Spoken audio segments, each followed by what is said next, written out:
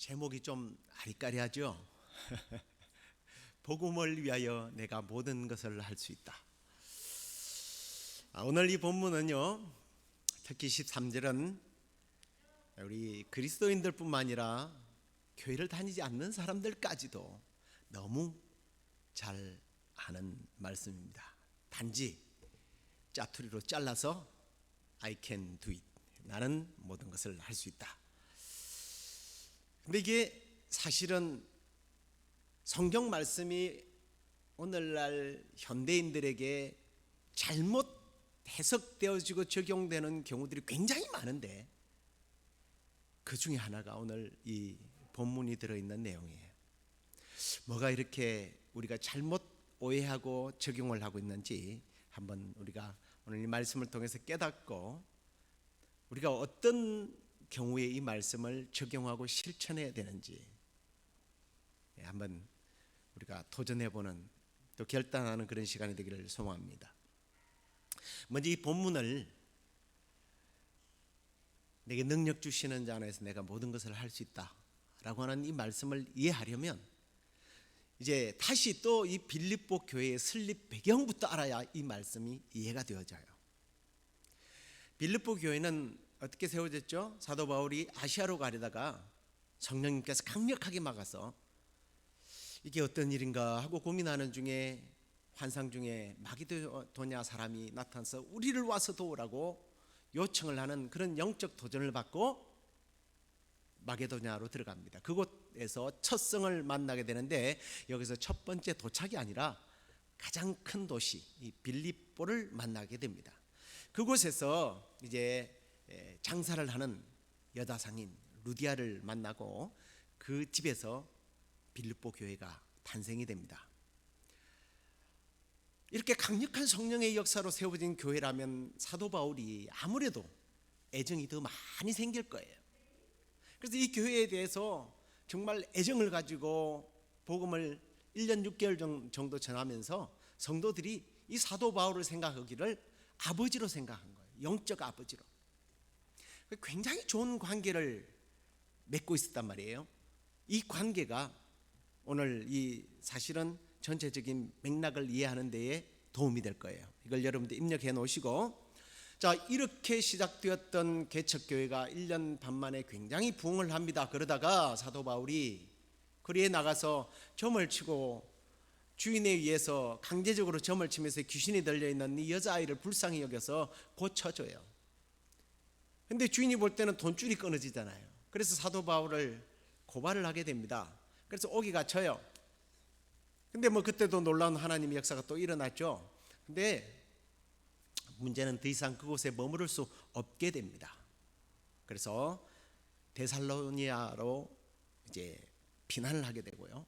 또 거기서도 문제가 일어나서 방해를 하니까 베레아로 갔다가, 그리고 또 아덴으로 갔다가, 그리고 또 고린도로 갔다가, 그리고는 다시 제3차 전도 여행을 떠나게 되고, 그 마지막 3차 여행 마지막 종착지가 이제 예루살렘으로 돌아와서 고발을 당해서 로마로 죄인의 신분으로 가게 됩니다. 복음을 전하는데 잘 돼야 되잖아요. 근데 가는 곳마다 어려움을 당하고 심지어는 죄수의 신분으로 로마로 끌려간 거예요.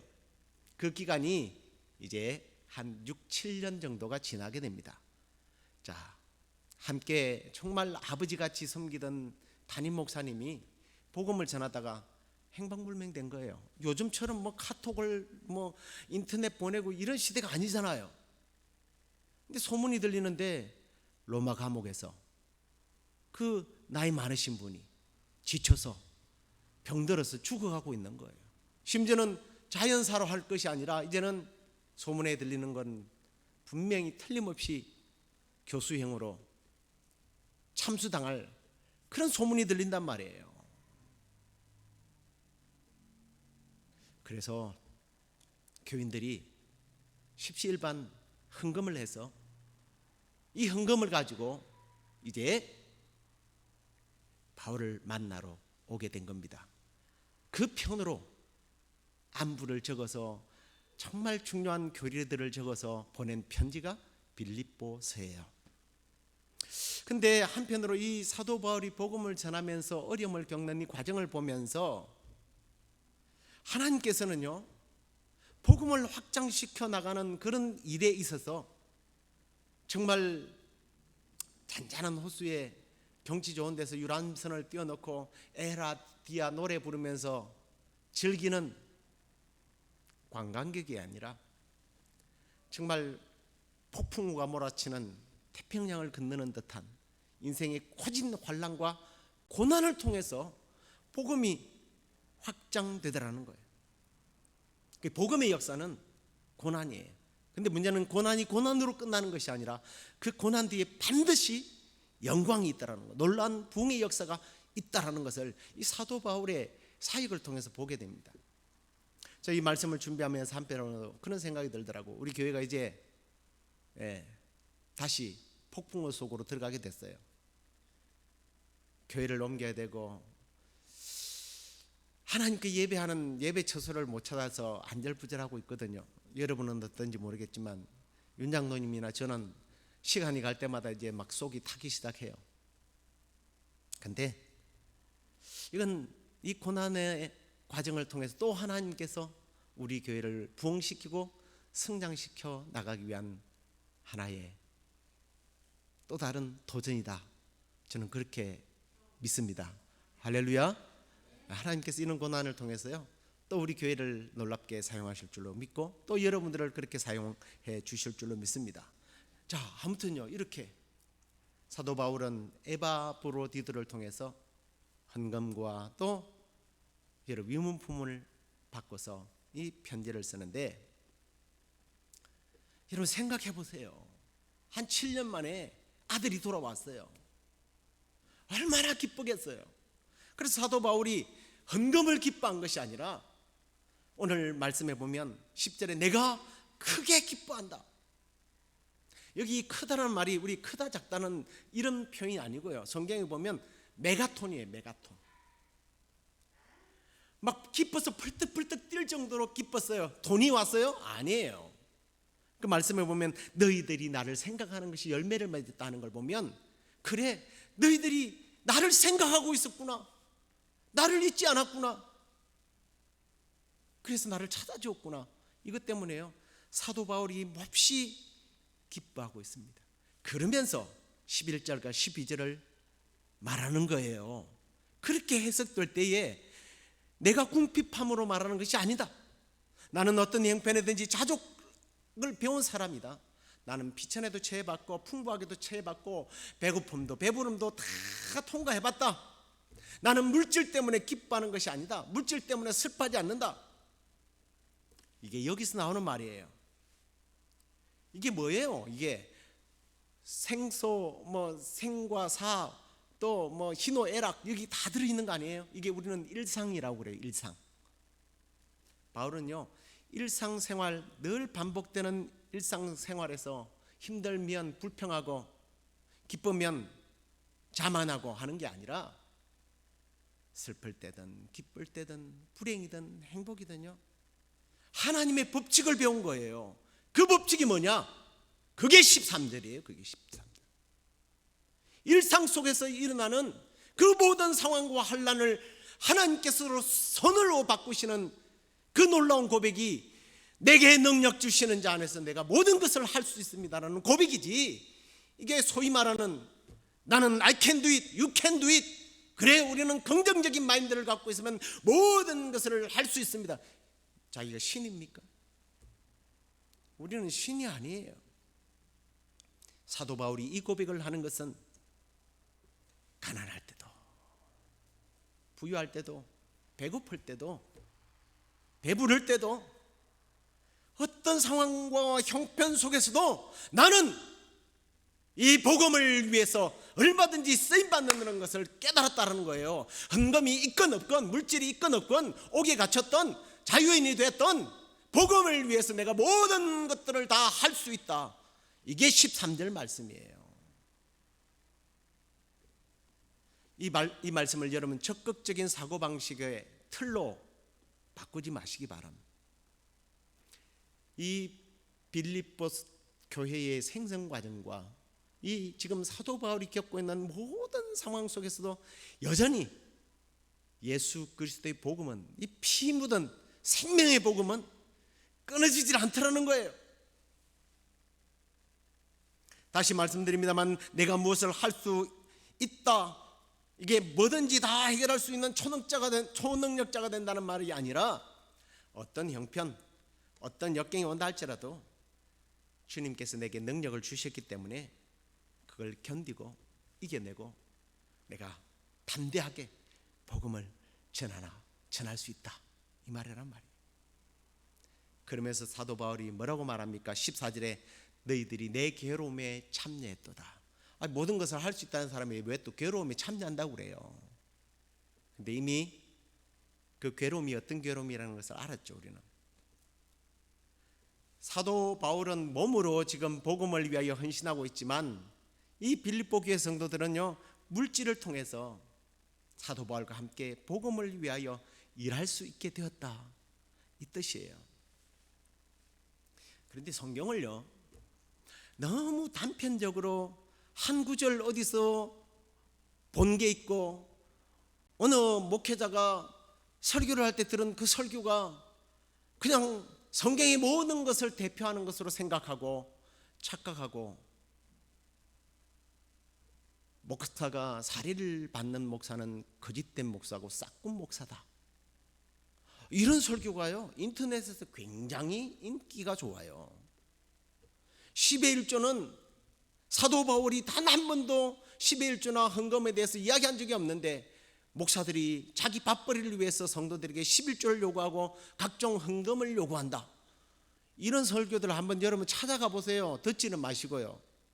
그런 설교 들으면 여러분 영혼이 피폐해져요. 조회수만 확인해 보세요. 몇십만이 넘습니다. 그리고 전부 다 박수를 보내요. 근데 사도 바울이요, 그렇게 말한 적이 없어요. 15절 보세요. 빌립보 사람들아, 너희도 알거니와 복음의 시초에 내가 마게도냐를 떠날 때에 주고받는 내 일에 참여한 교회가 너희 외에 아무도 없었다. 이 말이 아무도 없어도 된다, 너희들이 잘못하고 있다는 뉘앙스로 들리십니까? 사도 바울은 다른 교회가 도운 적이 없다고 말해요. 그런데 사도 바울에게 한 번, 두 번, 세 번 빌립보 교회는 복음에만 매진할 수 있도록 사역비를 계속해서 드렸던 거예요. 소위 말하는 헌금을 하고, 그 헌금을 통해서 복음을 전하도록, 우리식으로 말하면 선교 헌금을 보내고 목회자의 사례비를 충당시켜 줬다는 거예요. 그게 사도 바울에게 있어서는 자신의 괴로움, 자신이 당하는 이 어려움을 함께 동참하면서 복음을 전하는 일이 되었다라고 말하며, 오늘 다른 말씀 보니까 18절에 보면 향기로운 제물이 되었다고 말하고 있고, 또 사도 바울이 뭐라고 그래요? 잘했다, 참 잘하였도다. 여러분, 만약에 여러분들이 저에게 목사님 식사하세요 하고 뭐 식사비를 주었다, 그러면 제가 뭐라고 인사해야 돼요? 고맙다고 그래야죠. 감사합니다. 근데 사도 바울이 뭐라고 그래요? 고맙다고 하지 않고 잘했도다 그래요. 이 무슨 얘기예요? 헌금은 목사에게, 교회에 바치는 게 아니라 하나님께 드리는 거기 때문에 고맙다 소리를 안 해요. 그 뻔뻔스럽게 뭐 이게 아니죠. 너희들 참 잘하고 있어, 하나님께 드리는 게 맞아 라는 얘기예요. 그런데 어느 교회는 안 했다는 이야기를 합니다. 그 안 한 교회의 예를 가지고 이제 오늘날 소위 말하면 헌금 무용론이나 목회자들을, 그리고 선교사들 사례비를 지불하는 것은 잘못된 것으로 폄하시키고 교회를 안티크리스찬들이 핍박하는 도구로 사용해요. 정말 그럴까요? 바울이 이제 그 말했던 대표적인 교회, 그 교회를 하나 예를 들어 보겠는데, 여러분 조금 명심해서 들었으면 좋겠어요. 여러분들이 뭐 저한테 사례비를 안 줘서 이런 말 하는 거 아니에요. 이게 복음에 대한 사도 바울의 태도를 이야기하기 위해서 제가 이 이야기를 하는 거예요. 자, 고린도전서 9장 13절입니다. 자막을 보세요. 성전의 일을 하는 이들은 성전에서 나는 것을 먹으며 제단에서 섬기는 이들은 제단과 함께 나누는 것을 너희가 알지 못하느냐. 예스의 노예요. 예스죠? 그 다음에 이와 같이 주께서도 예수님께서도 복음 전하는 자들이 복음으로 말미암아 살리라 명하셨느니라. 바울이요 13절에서는 목회자가 사례를 받는 것이 선교사들이 사례비를 받아서 사역을 하는 것이 당연하다라는 이야기를 하면서 예수님 말씀하셨던 누가복음 10장 7절에 나오는 이야기를 한 거예요. 그게 뭐냐면 일꾼은 그 삭스로 산다, 받는 것이 마땅하다. 그 말씀을 이렇게 인용을 한 거예요. 복음 전하는 자들이 복음으로 말미암아 살리라 라는 말씀으로 적용을 하는 거예요. 여기서 물질이 뭐로 지금 바꿔졌어요? 복음으로 바꿔진 거예요. 복음을 전하는데 필요한 물질로 바꿔졌어요. 자, 그런 다음에 15절에 가서 지금 이 이야기와 너무 다른 이야기를 해요. 그러나 내가 이것을 하나도 썼다 안 썼다, 쓰지 아니한 것은, 이 말을 쓰는 것은 내게 이같이 하여 달라는 것이 아니라 내가 차라리 죽을지언정 누구든지 내 자랑하는 것을 헛된 대로 돌리지 못하게 함이라. 이게 무슨 말이냐면, 야 고린도 교회 성도들아, 나는 너희들한테 내가 굶어 죽어도 사례비 안 받아, 이 말이에요. 아니 오늘 빌립보서도 그렇고 분명히 이 말씀을 하기 전 13절 14절에도 보면 분명히 사도 바울은 사역비를 받는 게 당연하다고 해놔놓고 여기서는 아니라고 이야기를 하네요. 이게 도대체 무슨 말이에요? 근데 그게 9장 18절에 가서는 그 이유가 나와요. 내가 복음을 전할 때 값없이 전하고 복음으로 말미암아 내게 있는 권리를 다 쓰지 아니하는 이것이니라. 이게 해답이에요. 이게 무슨 해답이냐면 이건 문화를 알아야 돼요. 왜 사도 바울이 고린도 교회에서는 죽어도 사례비를 받지 않겠다고 말하고 빌립보 교회에서는 다른 교회에서 안 하는 것들이 참 서운했는데 너희들이 한 것은 정말 잘했다, 잘했어, 정말 잘했어 하고 칭찬을 하느냐는 거예요. 고린도 교회만이, 그 지역만이 가지고 있는 특성 때문에 그랬어요. 고린도 도시는요 항구 도시였어요. 돈 많은 도시였어요. 요즘에도 항구 도시가 좀 발달되어 있지만 특별히 그 시대는 항구 도시가 굉장히 발달되어 있어서 돈이 많은 곳이었습니다. 그곳에 스토아 학파들이 대거 몰려왔어요. 이 사람들이 뭐 하는 사람들이냐면 지식을 파는 사람들이에요. 내가 너에게 인생을 어떻게 살아야 할지 가르쳐 줄 테니까 돈을 내달라는 거예요. 돈을 달라는 거예요. 그래서 돈을 받아서 그들은 연맹을 하면서 지식을 파는 철학자들이 대거 몰려왔습니다. 자, 그런 동네에서 사도 바울이 자, 나도 목회를 해야 되겠고 복음을 전해야 되겠는데 당신들 헌금하세요. 그래 나도 사역을 하죠 라고 하면 이 복음이 어떻게 박혀요? 철학과 동급이 되는 거예요. 이 복음이, 예수 그리스도의 피 묻은 생명의 복음이 가치 없는 인간의 지혜와 상식과 말주변, 말장난으로 바뀌어버리는 거예요. 그래서 사도 바울은 나는 고린도 교회에서는 돈 안 받아, 절대 안 받아 라고 이야기를 한 거예요. 그러면 사도 바울이 지금 예수님께서 믿는 사람은, 아니 사역자들은 그 삭스로 말미암아 살아야 된다는 말씀을 잘못됐다고 비난한 겁니까? 예수님은 효과적으로 복음을 전하기 위해서는 너희들이 사례비로 가지고 살아야 돼 라고 이야기했다면 예수님의 초점은 어디에 있어요? 복음 전하는 거예요. 사도 바울은 나 안 받고 사역하겠어, 이건 뭐예요? 그 고린도 교회에 더 효과적으로 복음을 전하기 위해서 그 말을 한 거예요. 예수님도 복음, 사도 바울도 사실은 복음이에요. 사도 바울은 사실은 예수 그리스도의 복음에 미친 사람이거든요. 예수 그리스도에 미친 사람이 어떻게 예수님 말을 반역을 하겠어요? 반역이 아니에요. 나는 복음을 위해서라면 뭐든지 하겠다는 거예요. 내게 능력 주시는 자 안에서 복음을 위해서라면 난 뭐든지 할 수 있어. 굶주릴 수도 있어, 배부를 수도 있어, 사례비 받을 수도 있고 안 받을 수도 있어, 살 수도 있고, 나는 복음을 위해서라면 죽을 수도 있어. 이게 내게 능력 주시는 자 안에서 내가 모든 것을 할 수 있다라는 말씀이에요. 뭘 할 수 있다라는 거예요? 복음 전하는, 효과적인 복음을 전하기 위해서 뭐든지 하겠다. 그렇기 때문에 그는 자신에게 사역비를 지원한 교우들이 복음에 한편으로는 참여하고 있다는 이 사실 때문에 그들을 참 잘했다고 칭찬할 뿐만 아니라 더 나아가서는 축복하는 것을 보게 됩니다. 18절에 놀라운 축복을 선언하는데 내가 선물을 구함이 아니요 오직 너에게 유익하도록 풍성한 열매를 구함이라. 이게 무슨 말인가 할 거예요. 사실은 옛날 성경책을 보니까 과실이 번성되도록 이렇게 돼 있는데 이 번성을 풍성으로 바꿨을까? 이럴 때는 이제 사전을 찾아봐야 돼요. 사전을 찾아봤더니 이 번영, 풍성이라는 말이요, 헬라어가 사용될 그 당시에는요, 은행에다가 돈을 맡기는 거예요. 은행에 돈을 맡기면 뭐가 생겨요? 이자가 붙죠. 이자가. 그 이자를 여기서 말하는 풍성, 번영이라는 단어를 쓰는 거예요. 많게 증식시키다. 어디에서? 은행에서. 이걸 좀 쉽게 적용을 해서 말씀드릴게요. 빌립보교의 성도들이 지금 바울에게 헌금을 보내는 이 행위는 하나님의 은행에 저축하는 것이 되어서 이자가 불어난다는 뜻이에요. 그러니까 너희들 참 투자 잘했다라는 뜻입니다. 우리 비즈니스적으로 이야기를 하면요. 근데 여기에는 이중적인 적용이 필요해요, 사실은. 그래서 1절에서 열매를 맺는다라고 말이 너희들 부자 될 거야 라는 그런 말보다는 생명의 열매를 말해요.